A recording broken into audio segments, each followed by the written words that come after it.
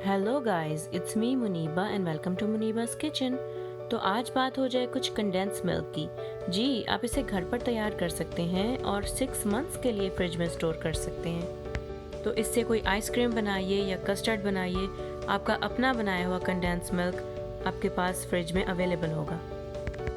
आप इसके लिए थिक बॉटम का सॉस पैन इस्तेमाल कीजिएगा और अभी के लिए हीट को रखिएगा मीडियम हाई पे। तो सबसे पहले मैं ऐड करूँगी 2 कप दूध।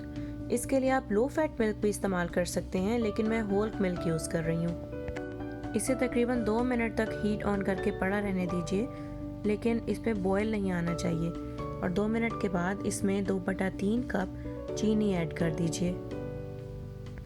और चीनी ऐड करने के बाद बस इसे एक बार मिक्स कीजिए और उसके बाद अपने चम्मच को साइड पे रख दीजिए। इसके बाद हमने चम्मच नहीं चलाना।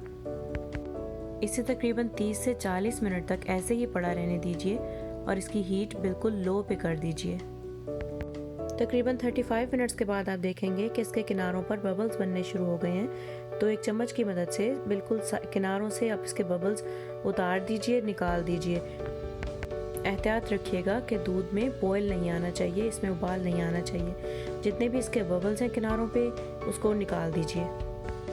इस पॉइंट पर अगर आप देखें कि बर्तन के किनारों पर कुछ चीनी लगी रह गई है, तो इस पॉइंट पर आप इसे मिक्स मत कीजिएगा उस चीनी को। ऐसा करने से कंडेंस मिल्क अच्छी तरह से मिक्स नहीं हो पाएगा। और ये देखिए, हमारा मिल्क अपना कलर चेंज कर रहा है। ये बिल्कुल वाइट था और ये लाइट येलो सा होता जा रहा है, लेकिन अभी ये मज़ीद कुछ टाइम लेगा थिक होने में। तो आप इसकी हीट लो पे ही रखिएगा।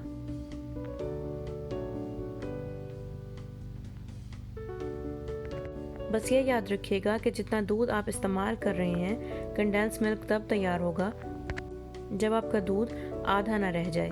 जैसा कि हमने 2 कप दूध लिया था, तो ये तकरीबन 1 कप ना रह जाए।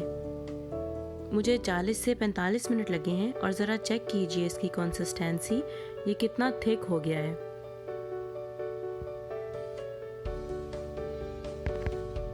अब आप इसकी हीट ऑफ करके इसको ऐसे ही पड़ा रहने दीजिए और आप देखेंगे कि जब तक ये ठंडा होगा ये और भी ज़्यादा थिक हो जाएगा।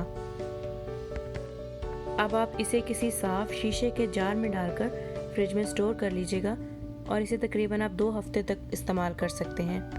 2 वीक्स तक ये आपके फ्रिज में बिल्कुल फ्रेश रहेगा। तो इसे मॉर्निंग कॉफ़ी के साथ इंजॉय कीजिए या इससे क्रैम कैरमल बनाइए। ये आपका बिल्कुल फ्रेश कंडेंस मिल्क आपके पास हाजिर है। और क्रैम कैरमल की रेसिपी मैं डिस्क्रिप्शन बॉक्स में दे रही हूँ, जाइए क्लिक कीजिए और कंडेंस मिल्क वहाँ यूज़ कीजिए, क्योंकि ये क्रैम कैरमल का मेन इंग्रेडिएंट है। तो इसे घर पर ज़रूर बनाइएगा और कमेंट्स में बताइएगा कि रेसिपी कैसी लगी। वीडियो अच्छी लगे तो लाइक कीजिएगा, चैनल को सब्सक्राइब कीजिएगा। मिलती हूँ आपसे नेक्स्ट वीडियो में। Bye bye.